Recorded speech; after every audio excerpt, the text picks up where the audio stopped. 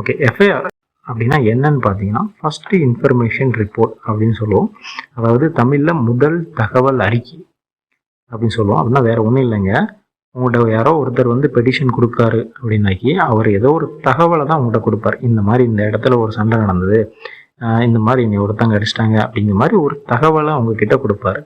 அந்த தகவலின் அடிப்படையில் பதிவு செய்ய வரும் பார்த்தீங்களா, அதுதான் முதல் தகவல் அறிக்கை, ஃபர்ஸ்ட் இன்ஃபர்மேஷன் ரிப்போர்ட் அப்படின்னு நம்ம சொல்லுவோம். ஓகேவா?